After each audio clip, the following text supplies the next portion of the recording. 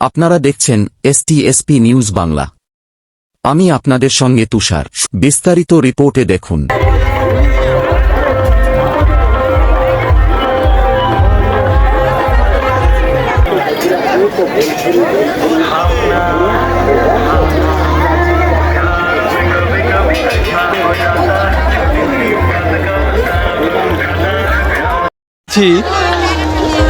দু নম্বর ব্লকের দাসপুর 2 নম্বর ব্লকের উদয়চক গ্রামে এখানে চলেছে রাধামোহনজিউ এর দীর্ঘদিনের প্রাচীন ঐতিহ্যমণ্ডিত রথ।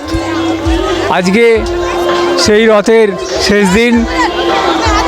এখানে যে রথের উপরে রাধামোহনজিউকে আনা হয়েছে, সেই রাধামোহনজিউ তার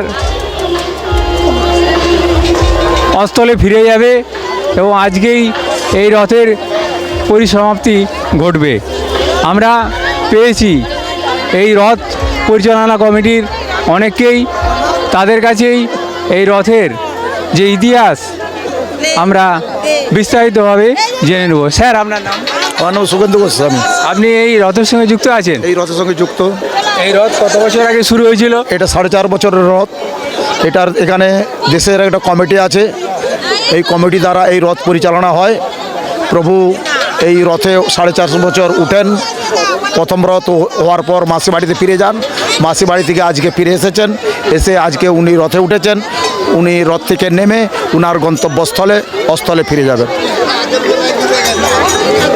আজ থেকে এই প্রাচীন রথ যে শুরু হয়েছিল, তখন কি এই রথের এই পরিধি এত বড় ছিল? এত বড়ই ছিল।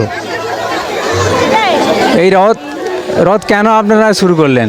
তখনের যে অস্থলের মহন্ত ছিলেন, তিনি কি উদ্দেশ্য নিয়ে এই রথ শুরু করেছিলেন?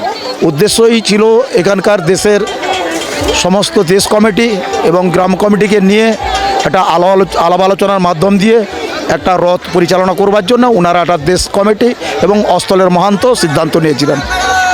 এই যে রথ পরিচালনার জন্য যে এই যে মেলা, এই মেলা থেকে যে আপনারা প্রত্যেক স্টল থেকে অর্থ নেন, সেই অর্থটা কি অস্থলে ফিরে যায়? না, ওটা কমিটি নেয়, দেশ কমিটি আছে।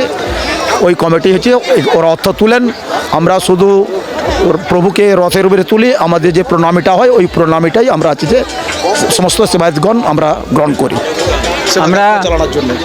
আমরা এই রথের ইতিহাস জানলাম যে বহু প্রাচীনকালে এই রথের যে রথ শুরু হয়েছিল, সেই রথ আজও চলেছে এবং এখানে এই রথ উপলক্ষে জমজমাট মেলা বসে।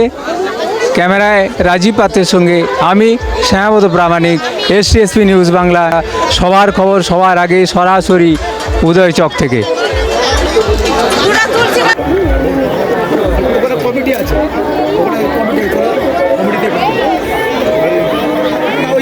রোডের কাছে।